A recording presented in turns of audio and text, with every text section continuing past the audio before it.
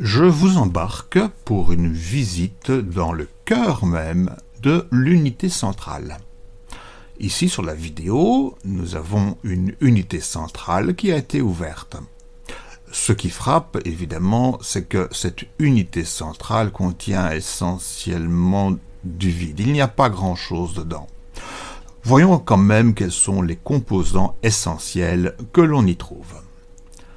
Premier composant que nous allons décrire est celui qui se trouve en haut et à gauche de l'image, là actuellement, ce boîtier métallique qui est en fait l'alimentation électrique de l'ordinateur.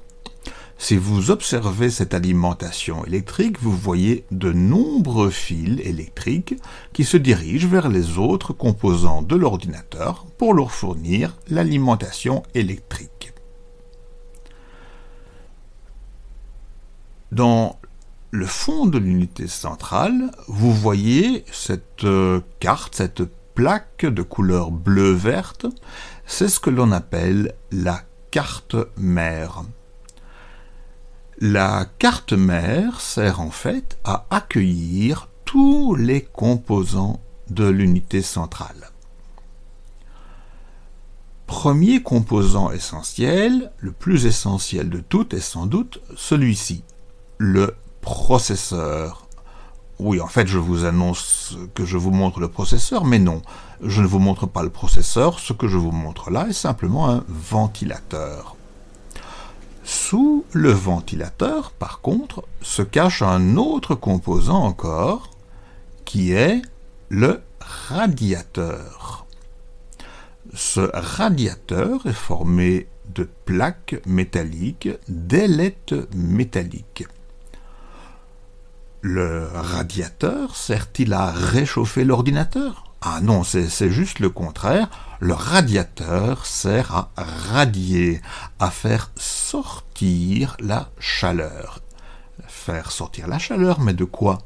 Eh bien, faire sortir la chaleur qui est émise par le composant qui est sous le radiateur. Ce composant que je ne vais pas vous montrer, car démonter le radiateur demanderait un peu trop de travail, je vous montrerai dans d'autres images. Donc, croyez-moi sur parole, sous le radiateur se trouve le composant le plus essentiel de l'ordinateur, que l'on appelle donc le processeur.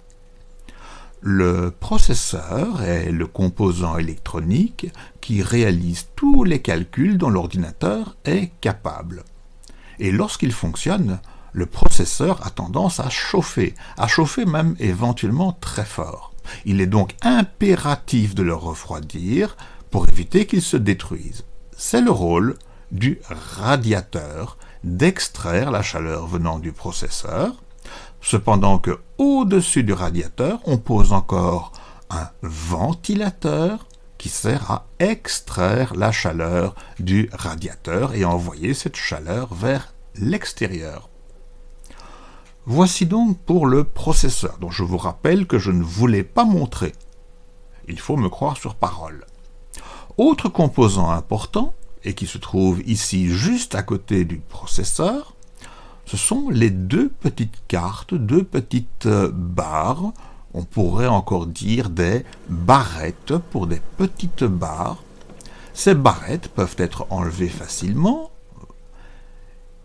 et voici comment se présente cette barrette, qui est en fait une barrette de mémoire. C'est la mémoire vive de l'ordinateur.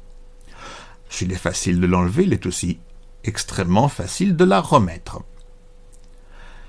La mémoire de l'ordinateur présente un grand désavantage, c'est que lorsque le courant est coupé, eh bien, tout le contenu de la mémoire disparaît, c'est effacé. Il n'y a aucun moyen de récupérer, ce qui est très ennuyeux.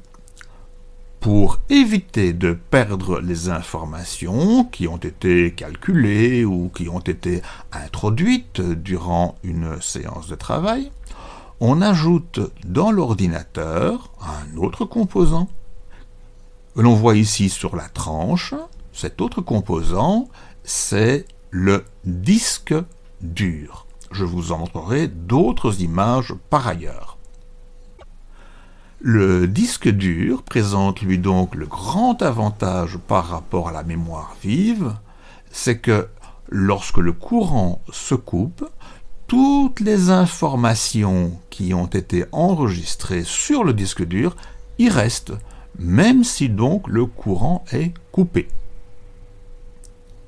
Le disque dur est connecté par ce câble rouge, cette nappe, dit-on, à la carte mère.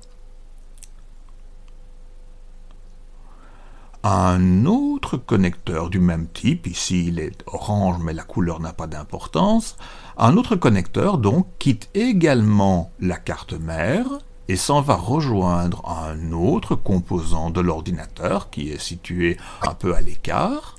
Ce composant est un lecteur de CD ou un lecteur de DVD. On parlera généralement d'un lecteur de disque optique.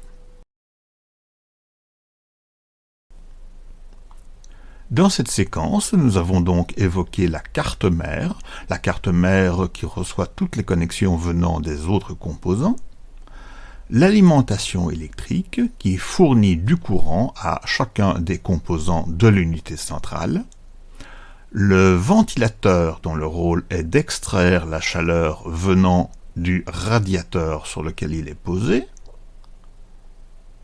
cependant que le radiateur lui-même sert à extraire la chaleur importante qui sort du processeur sur lequel il est posé.